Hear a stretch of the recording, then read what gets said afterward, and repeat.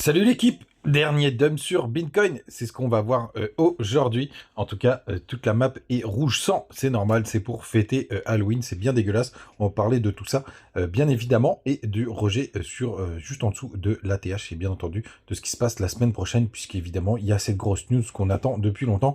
Et on va voir ce que ça va donner. Le BTC ce matin, il est repassé sous les 70 000, il a perdu 4%. On est à 69 500 $. Ether, il est redescendu aux 2500 $, il perd 5%. Bien évidemment, quand BTC corrige, il emmène du monde avec lui. On a CryptoClebar qui perd 7%, Shiba, lui, qui perd 6%. Contre-perf aussi du côté de Link et Bitcoin Cash qui perdent de 6%. C'est pareil pour NIR, APT, TAO. Et on a juste CAS qui est dans le vert qui prend 4% ce matin, la 34e position. Et celui qui ferme le top 50 ce matin, c'est MNT qui lui a perdu 3,4%. Allez, je descends jusqu'à la 51e puisqu'on a IMX, lui qui a perdu 14%. Sacré claque du côté de IMX. Les gars, on va parler directement allez, sur cette map DI. Donc pour voir que pour le moment RAS, on a juste une grosse correction. Alors on a perdu l'imbalance daily là, qui était aux alentours des 70 160 $. On a une imbalance qui est beaucoup plus importante en 3 jours. Je vous montrerai juste après, mais vous voyez, même si on redescend même jusqu'au à peu près hop, 67 000, allez, on va dire 68 000 $, on peut avoir un pullback tout simplement sur le petit canal. Donc rien de bien méchant de ce côté-là, les gars. RAS, pour l'instant, vous voyez qu'on est en train de travailler la Tenkan, la petite droite bleue qui est juste là. On est toujours bullish du côté d'Ishimoku. Donc les gars, RAS, malgré cette belle correction. Et vous voyez, on la travaille, ce serait pas mal de la tenir, puisque c'est toujours un petit peu mieux de conserver les supports. Du côté du weekly, on a une grande mèche bien dégueulasse pour le moment, donc malheureusement pour l'instant, on n'a pas de clôture de weekly au-dessus de la plus haute clôture weekly historique, donc qui était aux 71 300 $. Ce serait bien d'aller la récupérer, et le monthly bien entendu, puisqu'hier, on a eu notre grosse clôture monthly du mois d'octobre, tout simplement. Et vous voyez, on a clôturé malheureusement en dessous de la clôture monthly la plus haute de l'histoire. Alors c'est pas grave, parce que c'est la deuxième plus haute de l'histoire, donc ça c'est plutôt pas mal ce qui se passe de ce côté-là, et ça n'a pas d'impact pour l'instant sur la dynamique. Tout simplement. Alors, est-ce qu'on attend justement l'élection la semaine prochaine pour avoir le gros move? L'avenir nous le dira, mais pour l'instant, les gars, RAS, rien de dramatique, en tout cas du côté du daily. Quand on se met en 3 jours, c'est que je voulais vous montrer, vous voyez que l'imbalance, on est en train de la travailler parfaitement. Donc l'imbalance, c'est une zone sur laquelle on n'a pas eu on a eu très peu de move. Et regardez, donc ça part juste là, justement, on est en plein dessus, donc vers les 69 500 $. Donc les cas RAS, c'est plutôt propre ce qu'on est en train de faire. Et surtout, ce que je vais vous montrer, vous voyez, on va se mettre comme ça, vous voyez la petite ligne, ça c'est l'endroit où on est sur le cours. Et regardez par le passé, c'est une zone qui a été énormément travaillée, là où ce qu'on est en train de travailler. Vous voyez, juste ici, c'était le top qui était le 29 juillet. On a beaucoup travaillé, notamment hop, au mois de mai. Vous voyez, ça a été retravaillé pas mal d'endroits, pas mal de fois ici. Et alors, pareil, quand on avait touché le vrai top du BTC juste avant le halving, vous voyez, regardez, on a même des clôtures de bougies en 3 jours. Donc on est sur un gros support qu'on est en train de travailler. Alors, est-ce qu'on aura besoin d'aller plus loin? Plus bas. Bien évidemment, l'avenir nous le dira. Quand on voit cette figure-là, ce gros M-top, on a été chercher quand même des racines qui sont assez importantes. Vous voyez, on travaille le plus haut juste ici. On peut aller retester ce petit W qui est juste là, donc ça nous emmènerait jusqu'aux 68 246 $. Vous voyez qu'il y a quand même quelques confluences aux 68 000 $, mais les gars, rien de dramatique. Et je serais quand même pas surpris que ce soit le dernier dump et qu'on ait tenu toute cette zone. Aujourd'hui, je vais vous donner des nouveaux indicateurs assez intéressants que je surveille aussi de mon côté. En tout cas, ce qui est sûr, c'est que on a clôturé le mois d'octobre à plus 10%.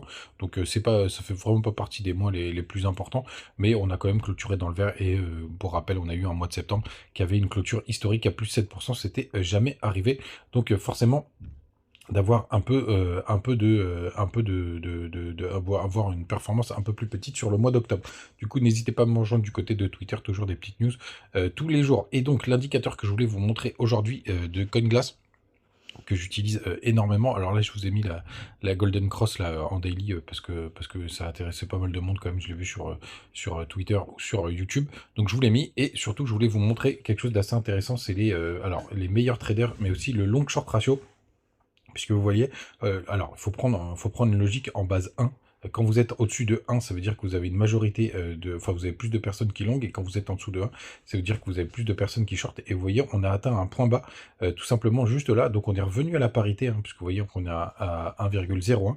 Pour vous montrer un exemple, qu'on a vu les grosses liquidations quand on avait touché les 49 000 $, vous voyez, là, cette grosse mèche de volume et cette grosse mèche de liquidation, elle est juste là, vous voyez, ces grosses pointes comme ça, on avait liquidé beaucoup de longues. Vous voyez, bah, tout de suite, d'un coup, on a eu une baisse drastique à ce niveau-là du nombre de positions. Alors, c'est drôle parce que ça a été pire sur cette position. Il y a pas mal de gens qui ont commencé à shorter et aussi pas mal de fermetures de position. Et vous voyez, là, on est très très bas. Donc, on pourra avoir une bonne zone, un endroit où on a une bonne zone de rebout. Et vous voyez, les meilleurs traders, ils sont beaucoup plus en longue d'ailleurs. Alors, attention, parce que la notion de meilleur trader que vous avez juste là, je crois que c'est ceux qui ont le plus de positions, hein, quand ils disent meilleur trader, donc c'est pas forcément très très bien. En tout cas, il y a eu pas mal de liquidations de short quand on s'est rapproché de la TH.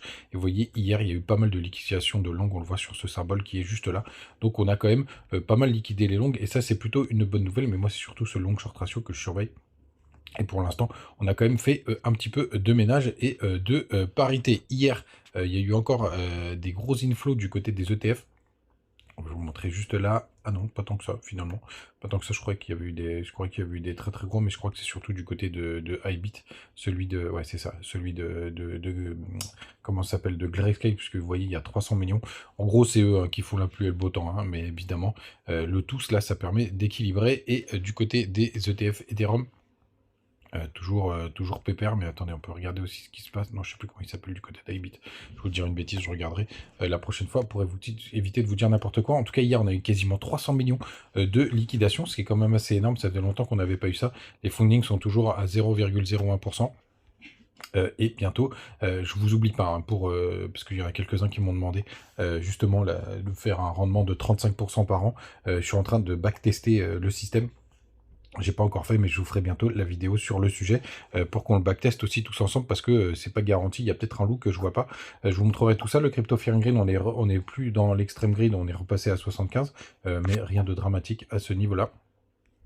Et les gars, n'hésitez pas à nous rejoindre du côté du Telegram, toujours des petites news et des petites infos tous les jours. Et vous avez toujours la campagne des 20 $, hein, du côté de BitGet, je vous la mettrai en description et en commentaire épinglé du côté de YouTube. Donc n'hésitez pas à en profiter, les petits liens BitGet. Et alors, hier, vous m'avez demandé d'analyser Degen. Donc on va faire ça aujourd'hui. Donc en monthly, il y a pas grand, ça nous apprend pas grand chose, donc on va descendre directement en weekly. Et vous voyez, en weekly, il nous fait quelque chose de très très joli, Degen, hop, qui justement, on est en train de se rapprocher, de retester ce joli W weekly qu'on a eu juste là. Alors on pourra avoir une mèche un peu plus importante qui nous amène sur la neckline qui se situe aux alentours des 0,47, hein. Ça fera encore une grosse chute. Vous savez que les alts ils sont très volatiles, et d'ailleurs on aurait dû commencer par le commencement. C'est de voir justement comment il se situe d'un point de vue market cap. Hop, Degen, il est juste là. Donc qui est sur base, donc quelque chose qui a pas mal de vent en poupe. Vous voyez que ça a pas mal corrigé, donc là c'est plutôt intéressant. On est presque à 1 x 8 pour retrouver la TH. Alors attention, il n'y a pas les tokens qui sont en circulation, il n'y a que 50%, hein. Vous voyez juste là, il n'y a que 17 millions. Il faudra regarder la dilution. Alors attention, ça fait des très très grosses performances. Il y a 35 millions de volume, donc il se passe pas mal de choses. Vous pouvez aller jeter un œil du côté de Twitter pour voir s'il tweet tout le temps, et c'est bien le cas, mais je crois que ça reste un main coin, hein. On n'est pas du tout dans le... est un jeton communautaire, oui, donc c'est un main coin les gars. Mais pour l'instant, attention, il faudra bien vérifier la dilution de token. Donc le meilleur point d'entrée, il se situe vers les 0,40, 0,45, hein, 0,47, allez, même 0,50. Mais sinon, d'un point de vue graphique, on reste sur une très très belle configuration. On va descendre en 3 jours pour voir ce que ça donne. En 3 jours, on a creusé MACD depuis justement la création de ce W. On a eu un joli petit rebond là sur la dernière semaine. On va voir ce que ça va donner, mais sur du long terme, on est bien évidemment dans une zone assez intéressante. Même si vous voyez, là on est en train de faire une épaule tête épaule pour le coup qui est assez moche, donc même d'aller récupérer les 0,80, ce serait plutôt pas mal. Et vous avez un autre petit palier d'achat sinon qui se situe vers les 0,82. Tout simplement, qui serait allez, le premier point d'entrée, en tout cas pas professionnel parce qu'on est sur du dégène, mais voilà, vous voyez qu'on est en train de latéraliser. C'est plutôt pas trop dégueu ce qui est en train de nous faire notre ami dégène, si jamais le projet, enfin le projet, attention c'est du communautaire, vous intéresse. Allez, je finis par un dernier truc pour vous montrer que je me plante de temps en temps. Vous voyez cette crypto là, EtherVista. Je suis rentré dessus, j'en ai acheté, j'en ai revendu parce que je me suis dit, bon, j'en ai marre d'avoir des low-cap parce qu'on était à 47 millions. Je vais vous montrer directement pour voir que vous voyez que je vous raconte pas que je vous raconte pas des bêtises. Vous voyez, Vista, hop, juste là, je suis rentré vers les 6 dollars. Je suis ressorti dans la foulée. Derrière, il a fait quasiment un x10. Bah, il a fait un x10, hein, quasiment, parce que vous voyez, hop, moi c'était vers les 7 dollars, les x8. Et je suis sorti de cette crypto qui m'aurait fait une belle performance. Ça arrive, c'est la vie. Tant pis pour moi, les gars. N'hésitez pas à me mettre vos petites cryptos en commentaire que vous voulez que j'analyse. Et vous n'hésitez pas non plus à utiliser les petits liens bonus pour les plateformes crypto. Et comme d'habitude, on se retrouve demain et faites attention avec la volatilité jusqu'aux élections américaines, donc qui sont mardi. Ça risque d'être un peu le bazar. À demain, ciao!